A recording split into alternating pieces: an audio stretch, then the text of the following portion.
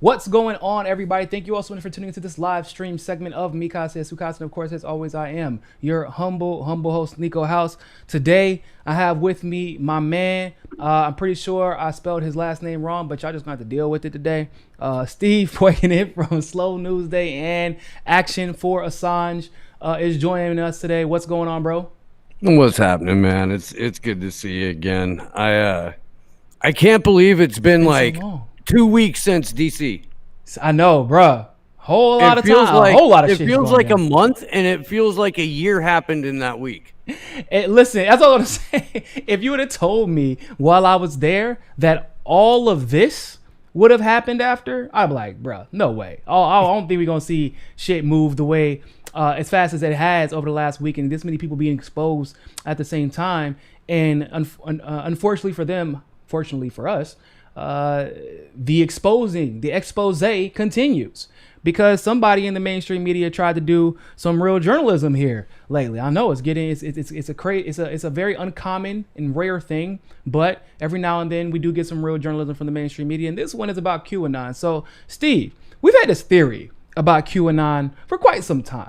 You want to go ahead and let the audience know what it is, and because I got a lot of at least former or current Trump supporters who are like populists, and we've had this discussion in the past, but I want you to go ahead and let people know what our theory was. From day one, I came out and I know that Niko was right there with me on this and said, look, this is 100% a three-letter agency deactivating the most activated segment of the right. They're giving them false hope. Elizabeth Voss came on Slow News Day and called QAnon hope porn, which was fantastic. And this is like, 2018, like early on in the whole Q phenomenon as well. And that it was just going to string these people along waiting for a shoe to drop that never dropped, while encouraging them to support the idea of an authoritarian state, of the idea of good regime change and bad regime change, and things of that nature. And lo and behold, Niko, like, it's weird. I think the important part is exactly what happened. The important part is, hey, we want you to bitch at Mitch McConnell, bitch at Nancy Pelosi, but if Trump decides to side with the establishment here, don't say anything because it's part of the plan. That's why I said earlier today, I said DSA is basically QAnon for burners. Because when it was time to hold Bernie accountable or time to hold the squad accountable, it's what? It's trust the plan. Bernie and AOC, they know what they're doing, right? If Bernie engages in RussiaGate nonsense, it's because he knows what he's doing. Just trust the plan. That's not super conspiratorial and QAnon like, just this RussiaGate plot, right? And it's the same thing. It's you take the most active base part of any base or populist movement, and you castrate them and neuter them so they don't organize. And that is one of the, and I'm sure just from your vantage point, that's one of the key tools that was used to silence all dissent when it came to speaking out on Julian Assange, right? Because at a time where it would have been very beneficial for them to call out Trump when he kowtows to the establishment on that issue, they were silent. They said, "Nah, we got to wait to see." Well, what they said was even worse. What they said was, "Oh, hush, child, because Julian Assange is actually safe." Oh yeah, and that Donald Trump is saving him because he'll bring him to the U.S. where he'll have his day in court and expose the cabal. And you can sit there and explain to them and show them, the testimony of John Kiriakou, who had been through the exact same court and had gone to prison in that court. Exactly what happens and exactly how limited your ability to even speak, let alone defend yourself, let alone include the public interest in your defense, because you can't do that in an Espionage Act case. And they're still like, The past predicts the future. Follow the white rabbit. Yep. You Yep. know, I and know it's they're just dumb. They're dumb. Like so let me go ahead for those of you who are just not tuning in. Let's go ahead and look at this recent Reuters investigation. Once again, Reuters is doing some actual journalism. It's crazy. This is published in January 2021. Says a recent Reuters investigation may indicate that QAnon was in fact an FBI cyber psyop. Oh God, no one could have saw that coming. The QAnon phenomenon has generally been regarded as a hoax or a prank originated online, by an online message board users in October 2017 that got out of control. The QAnon persona was preceded by similar persona like FBI Anon, CIA Anon, White House Insider Anon. I mean, that's basically what QAnon is, but let's continue. QAnon originally called himself Q Clearance Patriot. Former CIA counterintelligence operative Kevin Shipp explained that an actual Q clearance leaker, i.e., someone possessing the highest security clearance at the U.S. Department of Energy required to access secret nuclear weapons information, would have been identified and removed within days. However, in November 2020, Reuters reported that the very first social media accounts to promote QAnon persona were allegedly linked to Russia and even backed by the Russian government. This Reuters article actually put quotations around that. So, for instance, the very first Twitter account to ever use the term QAnon on social media had previously retweeted obscure Russian officials, according to Reuters. Which, once again, this is just the same pattern I think that we've seen this entire last 4 years, right? Anything that can damage Trump or the populist left, you link it back to Russia. Even things that you invented, even, you know what I'm saying? Like, remember what New Knowledge did with they created Russian bots to beat Roy Moore in Alabama and to uplift Doug Jones. And then they made them look like they were from Russia to which was even weirder. And then they were QAnon, which was even weirder. And it turned out it was a New Knowledge Democratic paid PAC that eventually ended up getting banned off of Facebook. So it says, given the revelations by the British investigator David J. Blake, who for the first time was able to conclusively show at a technical level that the Russian hacking operation was a cyber psyop run by the FBI and FBI cybersecurity contractor CrowdStrike, the Reuters report may in fact indicate that QAnon was neither a hoax nor Russian, but an FBI psychological cyber operation. They even bring up New Knowledge here. It says, of note, U.S. cyber intelligence firm New Knowledge, found by former NSA and DARPA employees and tasked by the U.S. Senate Intelligence Committee in 2018 with investigating the alleged Russian social media operations relating to the 2016 U.S. presidential election itself, was caught faking Russian social media botnet in order to influence the 2017 Alabama race. If the QAnon persona, similar to Gucci for 2.0,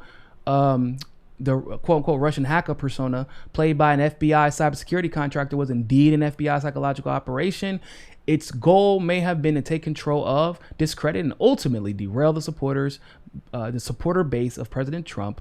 In this case, the QAnon movement may have been a modern version of the original FBI COINTELPRO program. So, how many revelations at once does this Reuters article just casually throw out there? Oh, by the way, guys, we found out that Guccifer 2.0 is in fact a U.S. intelligence operation. Oh, by the way, guys, QAnon also a U.S. intelligence operation. Oh, by the way, like, I mean, it's Christmas for us in this article. Got buried though because of everything else going on, which is not surprising. Oh, absolutely. And and oh my God, dude, there's multiple things that have sucked all of the air out of the media landscape. But I mean, this is absolutely huge. They're telling you flat out what some of us have been slandered for for going on 4 years, absolutely dragged for, have had to battle for. It's what we've been organizing against this entire time, and it's what we've been exposing this entire time. And here it is, just casually dropped January 2021. Donald Trump is basically no longer in office and has just been impeached in the House again, has no political power whatsoever, has been virtually abandoned, has a base, half of whom know they were used as set dressing in a freaking psyop, at him. So now they can be like, oh yeah, that entire fucking Russian thing, by the way, man, just totally. It's not a coincidence that it was done after he was politically neutered, by the way. Do what? It's not a coincidence that this was done after he was politically neutered. This investigation was likely done months and months ago. And basically, when they were going to put it out, I'm sure one of the heads at Reuters were like, yo, all that might be true, but give it about 2 months until after Trump is out. Because if this became, mainstream in the populist right MAGA world, it would have been carried on and there would have been more pissed off people by the end of his term. And it would have given even more credence to the idea that they had everything stolen from them. Because like the stealing thing isn't just, election fraud. That's not just what they're referring to. They're referring to the slanted media coverage leading up to that point. The lies that were told about him, the lies or the truth that was protected from Biden, right? How everybody was kind of hidden. All the truths about Biden and Hunter Biden were kind of hidden. And so if this would have happened prior to this inauguration or to what happened on the January 6th, things could have actually gotten much worse because they basically, once again, would have found out that the FBI that everybody thought Trump was in control of, once again, was never in his control. They were always trying to undermine the presidency. In short, that is an attempted coup, in my opinion. It is a part of an attempted coup. Oh, without a doubt, and let me just say, because I mean, this, I was there for all of that on the 6th, and when it's a real insurrection, Niko, the people on the other side of the door, they don't open the door and wave you in. Okay. That's what the rumor is anyway. Yeah. That's not what happens in an insurrection. We also have to mention the obvious that I feel like doesn't get mentioned enough.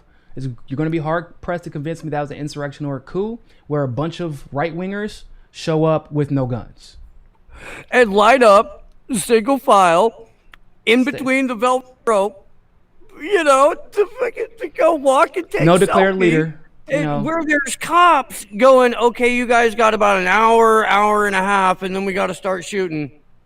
Like, if you're still here for that, then, that's on you. But, be safe. Okay, all the doors are unlocked. Okay, yeah, there's one magic laptop that's going to take down the cabal. We promise. It's there.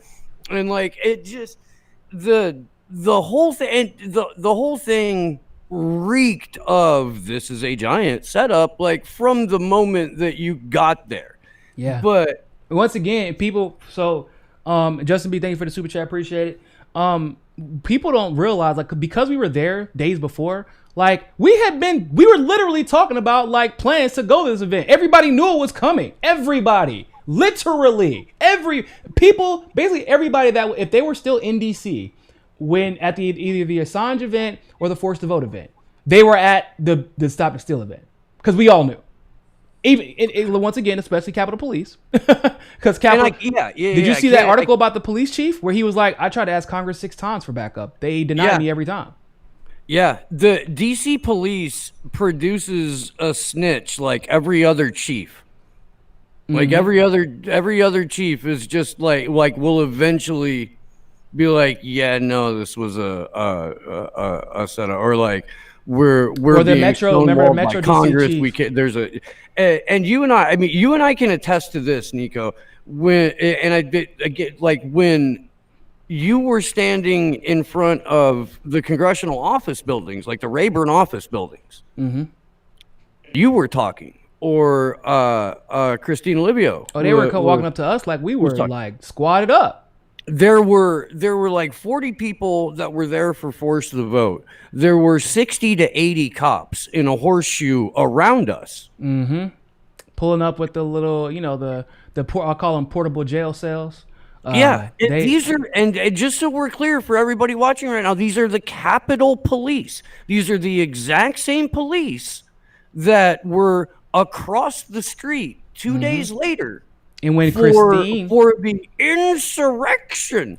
So it's not like this was a different. It's not like it was a different body of law enforcement. It's not like it was a different part of town. It was literally across the street with the same cops. yeah, And Christine there actually were asked them why twice they were as being many. so aggressive, and they said it was because of what they were expecting from the MAGA crowd later on that week.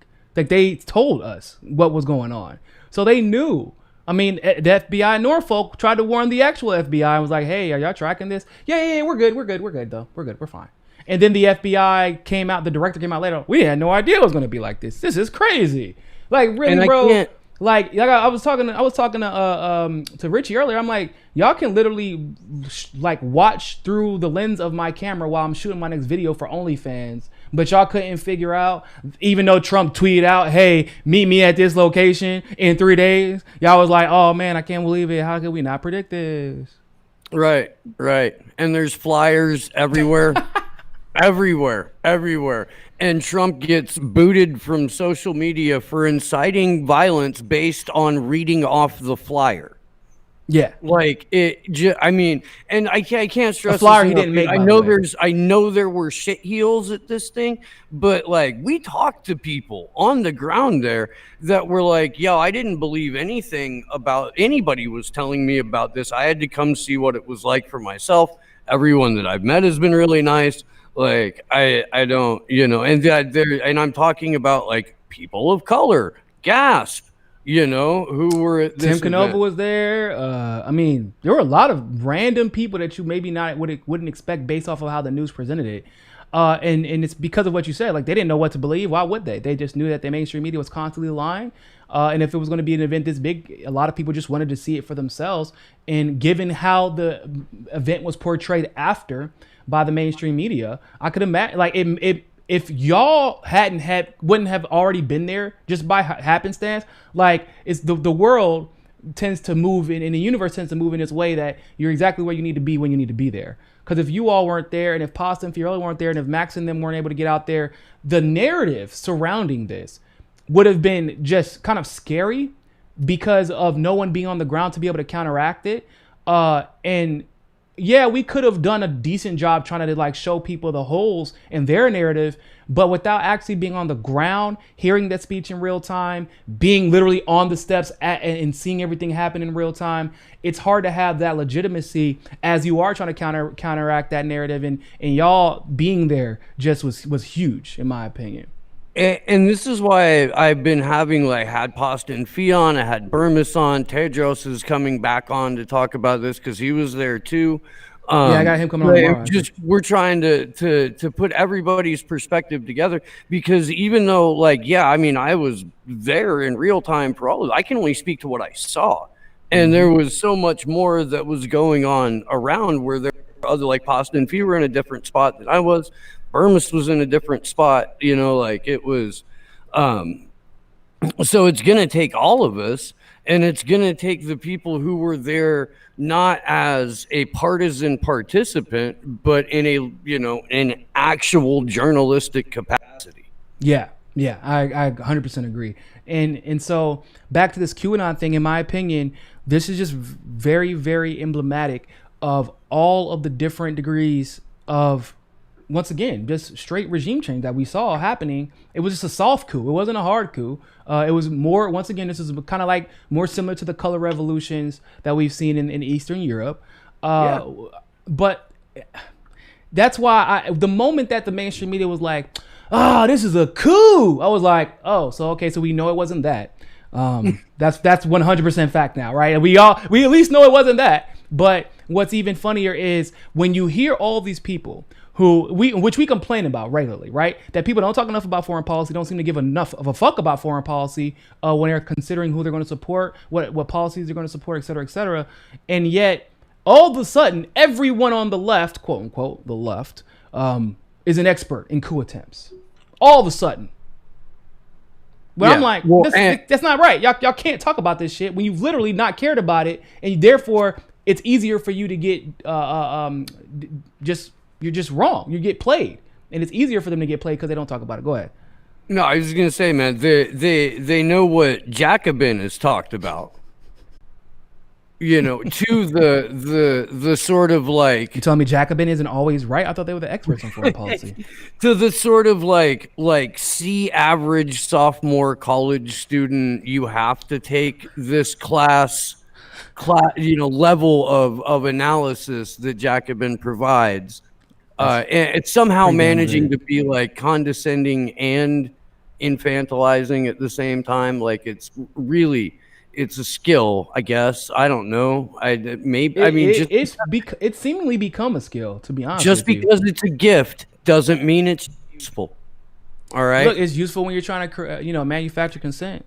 But no, I mean, absolutely. And there is, as much as Vice is war porn for hipsters, like Jacobin, it really is like the training wheels for neoliberals. Yeah, I agree. Hey, look, they brought on Anna Kasparian, and then she was censored, by the way, which was hilarious because then she complained about it after, by the way, not even a year and some change before that, saying censorship doesn't happen. What are y'all talking about? That's not true. How fucking funny is it that the serfs were on Twitter bitching about their video getting yanked from YouTube after they were cheering on what happened to Parler? Oh, bro, not video.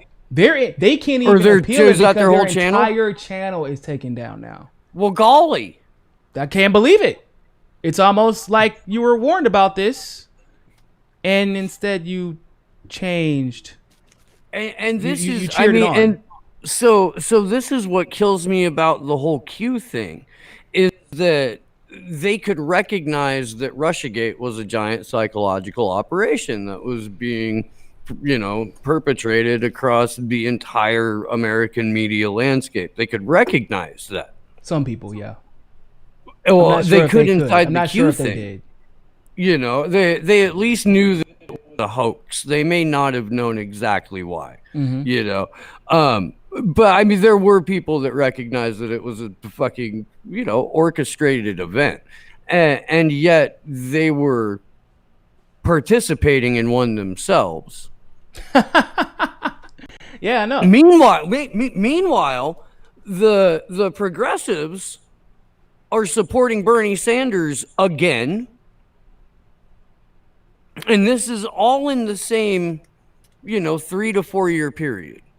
Like on all fronts, there were massive time, money, resource, and energy fucking consuming. Hundreds of millions of dollars is what he raised. And they all wound up with the exact same narratives, essentially. Yeah, that's why it's funny. That's why I said DSA is QAnon for like, think about it. DSA with force to vote basically in their tenets. Never once, not only did they not pressure AOC, they just instead decided to use the energy to attack Jimmy. So it's don't pressure Bernie, don't pressure AOC, don't pressure the squad, but attack Jimmy Dore instead. Like, you got so it's like, just like with QAnon. Don't attack or criticize Trump. You got to attack those people asking to hold Trump accountable because they're actually secretly against you. And that's why they're saying that. And that was one of the things that was creating a rift between the populist left and the populist right, because a lot of Bernie people had actually went over to Trump because he was more anti-imperialist and anti-neoliberal trade deal, like NAFTA and TPP and things like that. He was more against that than it seemed like Bernie was a lot of times. And QAnon made a lot of those people complicit. Like, for example, whenever he assassinated Soleimani, all of a sudden he was a terrorist. And I'm like, y'all motherfuckers have never heard Soleimani's name until just today. Yeah. Just today. Yeah. You're only saying he's a terrorist because Trump told you to and because QAnon told you to. Yeah. Yeah. When the magic man on the chat board all of a sudden supports regime change in Iran, Like, you should perk up a little bit. You should. Like, that should be a red flag. It, but it's incredibly frustrating. And look, like, as far as the force the vote thing goes, that took a lot of it took a lot of oxygen out of the internet at a pretty weird moment. Yeah. Because they're like, did you know that in the coronavirus relief bill, the one with the $600 checks, the one that Trump vetoed and then crawfished and signed again, did you know that in it there was $188 million allocated to the repair of and replacement of furniture and general maintenance of and then repair of and maintaining of the grounds of the Capitol building. Yeah. Yeah. I saw. There was some crazy shit in that bill, but yeah. Also, some money for a regime change in Venezuela. There was that too. And then just a couple of days later, there's a riot at the Capitol building. Oh, shit. Whoa. Grounds are torn up. Whoa, that's creepy. I didn't think about that. I didn't until I was standing NDAA. It was what? an NDAA appropriations bill. Like, that was a military appropriations bill. So why would that even be in there? Bro, that's weird. I didn't even put two and two together. When Glory and I reported on this, like when it happened, when it was happening in real time, we were like, what the fuck does that have to do with the coronavirus? Come on, man. Like, the whole reason that Trump wanted the bill vetoed is because it had all this unnecessary crap in it. And like, and then his lame ass excuse for putting it out was, I just wanted to make sure the checks went out. You know? Yeah, no, Trump got bullied into it. Like, don't get it twisted, y'all. But Trump was absolutely bullied into, like, basically revoking his veto. And he fell for the establishment, like the GOP's bullshit, just like the populist right fell for QAnon's bullshit. To be frank, so when they pushed this NDAA appropriations bill through, they attached so much bullshit to it that a lot of stuff got overlooked, like what Steve is talking about. And then you fast forward to the Cori Bush bill, right? The thing that was overlooked, but a lot of people, like independent people who were paying attention to, because the devil's in the details, they saw Cori Bush's bill to expel Republican Congress people was dated the day before the quote unquote insurrection had taken place. And effectively, it was just expelling them for standing up to for questioning the Electoral College. They were trying to kick members of Congress out of Congress for questioning one of the functions of our democracy that they actually have authority over. Required to, if there's even like a snowball's chance. Exactly. And yet getting an audit of the election? That means if you ask for an audit of the election as a congressman, it means you are actually inciting violence. But that's effective. So, like, if you need to see what they're trying to do, because AOC did the same thing and said the same thing, and then you saw CNN and MSNBC running with this, and even Fox News in some instances running with this, right? What are they saying? If you question the election at all, it is violence. This is what we see in the tactics that we see deployed in places like Bolivia. Think about it. Before Evo Morales even got a chance to run, they were saying, hey, we're questioning the outcome of this election already. And if Evo Morales began questioning them, it was, oh, you're just trying to maintain your power. If Evo Morales would have defended himself, they would have said that he was the one committing violence.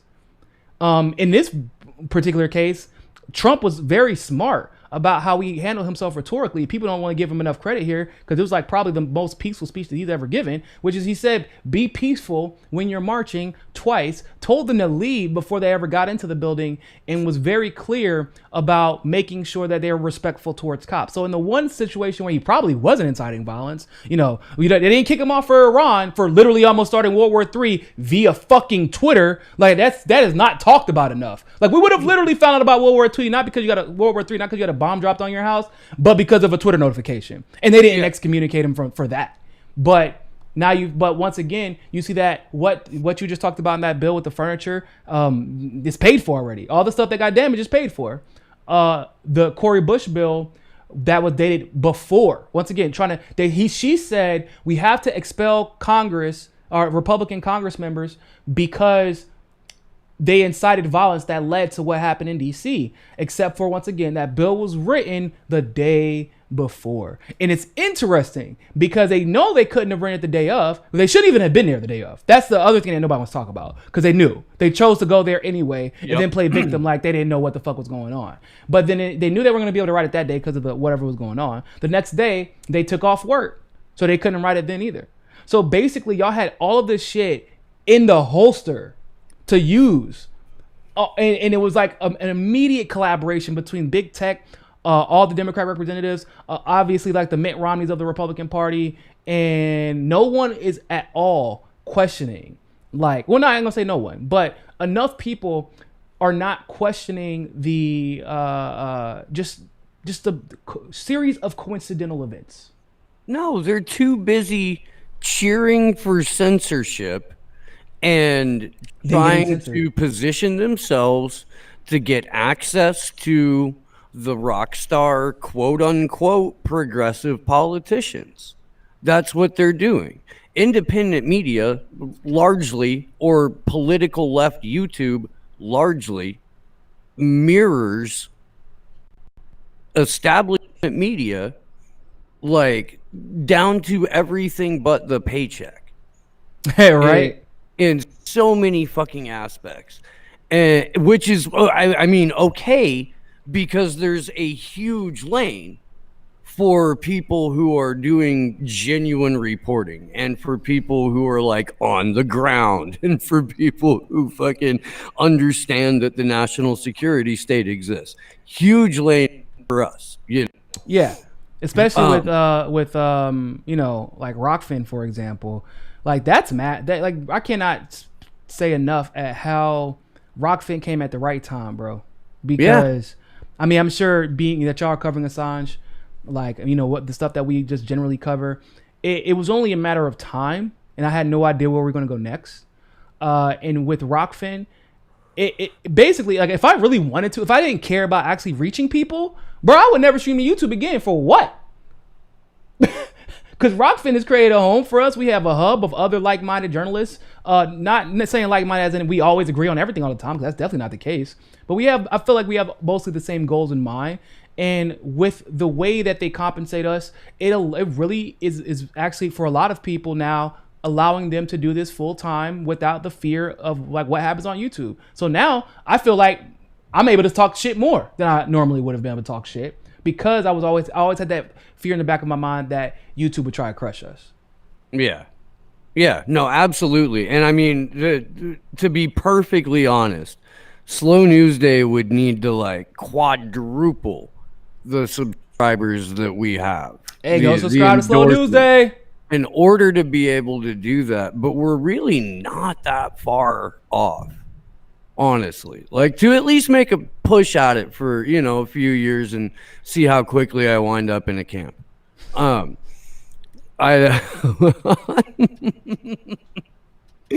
mean, it gets, so let's go down a little Q related rabbit hole, because I glanced down at my phone. I saw a comment at the chat. I'm pretty sure it was just Snark, but somebody said, so does that mean there's no such thing as pedophile rings? So let me pose no one said that, because of course there are, and we've known about this for generations. It's not new, but let me pose to you that part of the Q psyop was to get people to think that sex trafficking rings start and end with Epstein and Maxwell, and that they needed to, in a sense, sacrifice a publicly known part of that organization so that they can continue the organization with another point person who we haven't figured out about. Oh, they definitely is. Somebody tweeted that the other day, actually. They're like, really? Who do y'all think is replaced Jeffrey Epstein? Because he's, well, yeah, I mean, I know he's already been replaced. Yeah, of course. These little old ass weirdos, they got to get their rocks off somehow, man. Like, they're not about to just stop because Epstein gone. No, and I mean, look, and Epstein didn't, and as far as, So the one thing you're not allowed to talk about, where Epstein is concerned, is whether or not he was removed. Like Yeah. the parameters of allowable conversation are Epstein didn't kill himself, Epstein killed himself, and those are, and that's it. But if you're like, but wait a minute, what if instead of that, he got removed and then tied to a chair in a Mossad safe house until all of his compromising material was found, and then he was Which is disposed. that's actually the more likely and predictable outcome. The outcome of him killing himself really just came because of the general acceptance of the Clinton body count, right? Like even people who pretend like they don't believe it, most people do, and so like there's like that if you say somebody kills themselves, people are just like, yeah, I mean that's the likely scenario. But when it comes to special assets, if you will, like don't get it twisted. Like the establishment loves rewarding its little hand, like the people that they handle. Like they love rewarding assets. They'll convince you that someone is killed or has killed themselves, but like 9 times out of 10, they're on an island in Bermuda somewhere in the Bahamas, just drinking every type of mojito, raspberry mojito, lemon mojito, strawberry mojito, all the mojitos. That's probably what Epstein Adrenochrome mojito. But I While think we're that here, I think that they occupy wanted Bohemian Grove, occupy Bohemian Grove, occupy Bohemian Grove, occupy Bohemian So Grove. I want to pose this possibility to you. So I think that the Epstein situation, like he is basically caught on accident, right? Because Trump, like for some reason, there were a lot of pedophile rings that were broken up under Trump, and it's mostly because he took the reins off of the FBI to do it, is what it seems like from everything I've read. Now, because Epstein had actually been caught before Trump, and then we saw Acosta was the one who gave him that sweetheart deal, so he was already under the radar, and then it was he got taken to town. So that gave QAnon the ability to say, look at what Trump is doing. Although I could probably honestly say that Biden wouldn't have allowed him to get caught, in that just Trump being there and not putting his hands in every part of the legal system to prevent him from being prosecuted is like probably what led to that. But QAnon logic is, oh, Trump did it. So right. What that does is then brings all the focus on every pedophile situation, every pedophile ring, and says, this is the guy, here's your scapegoat. I mean, he's not just a scapegoat, he was guilty of it, but if you kill Epstein, everything is good. Or if you take out Epstein, or if you arrest Epstein, everything is good, everything will be exposed, et cetera, et cetera, et cetera. And it cut the conversation, basically, when Epstein was suicided. And they moved on to something else. Do you know why? So I believe that it was kind of like that narrative was co-opted, because like you said, they're trying to operate within a certain parameters of he's either killed or he's not. He either got killed or he suicided himself, which obviously the latter doesn't seem likely. But no one ever considered the fact that maybe he was like caught, but he wasn't supposed to be caught. But now it was once again just an opportune time for once again QAnon or the FBI now to co-opt that message and make people stop paying attention to that and looking into it. And it looked like it was successful, in my opinion. Well, I believe it was, and oh man, I had something too. God damn it, I did. It was right there. But no, it's so I got a vision in my head of my friend Eric Jackman. Do you know who the Jackman brothers are? Yeah, of course. Man. Yeah. Okay. Did you see Eric's Christmas sweater? Yeah. The giant cutout letters with Epstein didn't kill himself. Yeah. Yeah. So that image floated through my head, and it just ruined me. But no, anything Eric Jackman will ruin your train of thought. To be honest with you.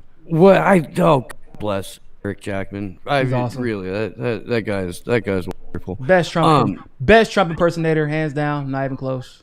Does a fantastic Alex Jones, and so does his brother. Yeah. So yeah. Didn't know existed, by the way, until I met him in New Hampshire, and he just walks up to me like, Eric, and he was like, Eric walks up, hey Niko. I'm like, bro, there's somebody who looks exactly like you over there. You should probably go do something about that. Bro, the Jackman brothers are great. They went and drove out with Jason Burmis to the place where Ghislaine Maxwell was hiding out, like right after she got arrested. What is wrong with them, bruh? They're crazy, man. They're off in this little backwoods spooky forest in Connecticut. Like, you have no idea where they're going. It's almost Blair Witchy, and like, Bruh. They should, by the way, shout out to Eric once again. He showed me a great time out there when I was in New Hampshire. And by the way, unless you're going to vote or to run for office or something like that, don't ever go to New Hampshire in the wintertime. It's cold. It's real goddamn cold in New Hampshire, bro. That's basically Canada. Did you know that? That's basically Canada. yeah, It's pretty, like, you're like just a few hours away from Canada. We drove through the mountains to get to what was it called? Basically, it's the first city that they voted. It's like literally 10 votes were cast in this city. Oh my gosh, and it's a really weird name too, isn't it? Yeah, it is a weird name, and I really wish I could remember what it is. But basically, if you don't vote, they come and find you. They hunt you down. Yeah, and it's written in their like city law that if you're there and you're an adult, you have to vote. You have to be there that night to vote. And if they don't find you, they literally have a person who's elected to go find you. So I wanna kind of come back to the fact that the FBI and QAnon are synonymous, and that like needs to sort of roll into the consciousness, because for the first time now, like a whole new generation of white people get to understand what COINTELPRO is like. True. Like what it feels like, and That's true. and it's the people who are going to be immediately cut out of the process because they're most likely to refuse a vaccine. Yeah, that's true too. Well, and black people. I feel like a lot of black people, bro. We like most of my friends are just like, no, I'm not taking that shit. For what? Why would I do that? Right. No. Okay. So look, dude, the people that I know that are like still fucking like hood as fuck, or like don't get anywhere near me with that fucking vaccine. Yeah, basically. Oh, all the hood. Oh yeah, all my hood niggas is like, no, hell, don't touch me with, bro. You can't touch me with shit. A needle, a shank, your finger. Don't touch me. Don't come near me with anything. Like they don't trust the government at all. So why would they trust this? I mean, dude, and look, it's not like there's not, all kinds of legitimate history to make fucking black people, brown people, poor people be like, yeah, no, I do not want to be your human test subject. No, you can go ahead and do the 20 years of trials. And people forget most of the African countries are like, fuck that noise. Oh my God, man! Because of Bill Gates. Yep. Yeah. Oh, exactly. The president of Madagascar was like, "We'll just leave the WHO because y'all full of shit." Like that, and it was because of Bill Gates. They're like, y'all trying to make us your test subjects. We're fine, actually. We don't need your vaccine. They were like, literally, we're fine. We're using treatments. We're good. We're fine. And they were trying to force them to get in your chat. It's Dixville Notch, New Hampshire. That's one of the places, but that's not the one we went to. Okay. Matter of fact, you keep talking. I'm gonna find that shit now because it's bothering me now because it's like a really super obscure name. While we're here, Niko, I do want to, because we're not in Dixville, so let's go ahead and clear that up, okay? I don't hope it ain't got nothing to do with Dixville because we not there, Steve. We not there. Because we had a free Assange vigil today, and because Deepa Driver was on, and because she's so freaking brilliant. She made the excellent point that the verdict, or the way that the extradition went down and the way that bail was denied, gave the United States, gave the State Department, and gave the Five Eyes everything they could possibly want without Julian's feet touching U.S. soil. What do you mean by that? Well, look at what happened. The judge agreed with everything in the prosecution's legal argument. The only reason extradition was denied was because Julian is basically what she did was say a whole bunch of incredibly demeaning shit about people on the autism spectrum, but Yeah, I because remember that he's shit. quote unquote high functioning, he could be motivated to commit suicide, and she's not allowed to send him to the US if he'll end his life over it. And she cited the condition of US prisons, even though during the witness testimony, the argument by the prosecution, the State Department, was compared to the shithole that he's in right now at Belmarsh, where he's on lockdown 23 and a half or 24 hours a day being tortured, US prisons are a veritable country club. And Yeah. they went on to like insultingly be like, there are arts and crafts and color TVs. Like, I'm serious. This is word for word what the prosecution was saying. And so the judge didn't hear that, right? But everything else in her decision, it sounded like when you read it, that like it was written right after the third superseding indictment was delivered, right in September when the witness testimony began, that the entire round of witness testimony never took place, or it took place inside a bubble where the judge was on the outside of that bubble, and didn't take any of that information in. Yeah, that's why it was so bizarre when the ultimate verdict ended up being she wasn't going to like send him away. Like, that's why it was weird.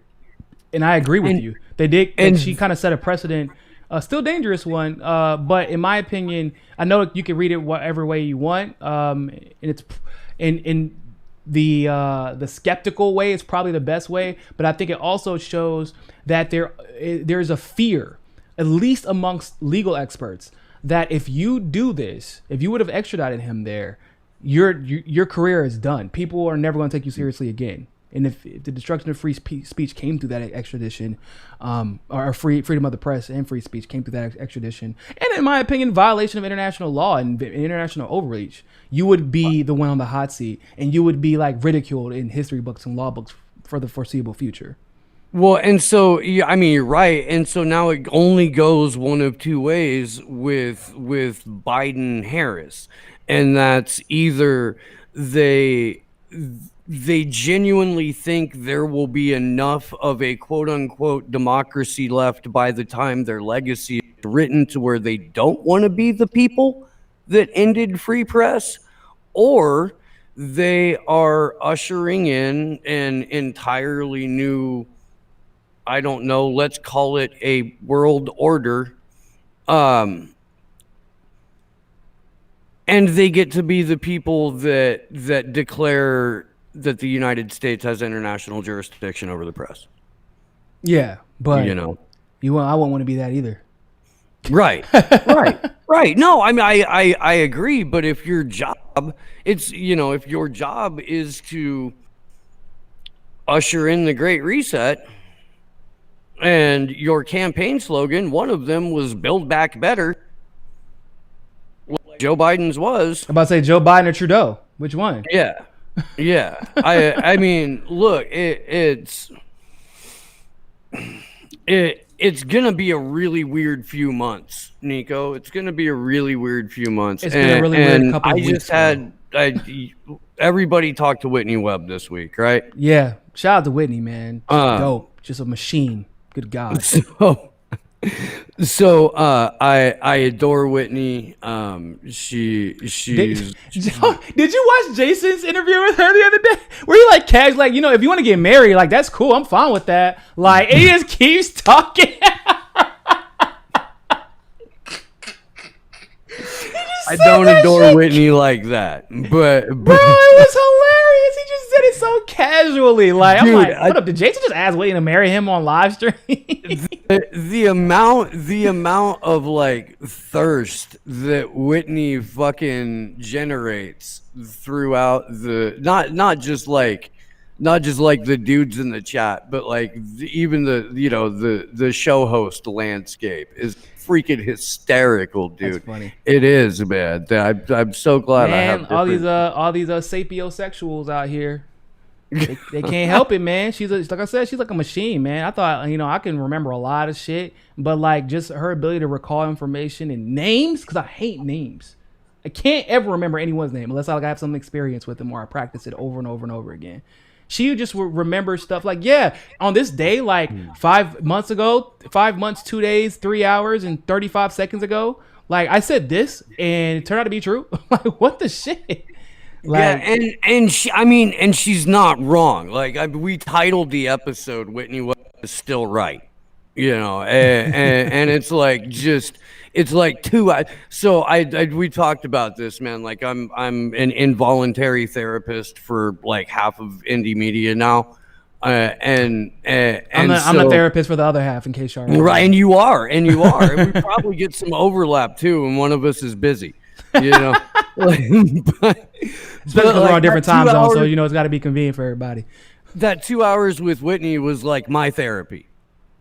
Yeah. Right. Like it was wonderfully cathartic. But this is stuff that we have been talking about for months and months and months and months and months. And this thing that's coming up at the Capitol on Inauguration Day. The fact that there are events planned at state capitals, all across the country that are part of this nationwide million militia march. They're begging for the actual color revolution to play out. Yeah. Like 3 weeks ago at that big Stop the Steal rally, where Antifa and the Proud Boys really mixed it up, and shit like that. You mean before? Because I don't remember Antifa being there. No, like 3 weeks ago. I guess 5 weeks ago now. Got you. Understood. I remember. Yeah. December. It was December 12th. Yeah. Because I was in Colorado for the Human Rights Day stuff. But when that happened, like both Andrew and Burmis called me, and they're like, "Hey, we just watched the opening salvo of the color revolution." Independently of each other, both of them were like, "Yeah, that's round one," and then on the 6th, we sat there and watched round 2. That's crazy. Oh man, it looks bro, I'm terrified about this inauguration, bro. So I gotta get up out of here though. I got a meeting I gotta run to. But let everybody know where they can find you at. Okay, so everything is at slownewsdayshow.com. I'm on Twitter at slownewsdayshow. Rockfin, if you're not already, go get your free Rockfin account. You can endorse the channel for $9.99 a month and get everybody's premium content. It is a far superior platform to YouTube, so go do that thing, please. And yeah, thank you, man. It's been fun. Hey, absolutely. It's always a great time. Make sure to go follow Steve at Slow News Day. Shout out to Glory and shout out to the Action Force Science crew. Go follow them on Rockfin. And other than that, ladies and gentlemen, real quick. Tomorrow, Richard Gage, founder of Architects and Engineers for 9/11 Truth, will be on the show, 1 p.m. Eastern, 10 a.m. Pacific. That is going to be a freaking banger. So make sure you're there for that. Low, baby G's. That's going to be crazy. All right, people. So go make sure to check that out tomorrow on Slow News Day's channel. Other than that, ladies and gentlemen, always remember, more than anything else, find your balance.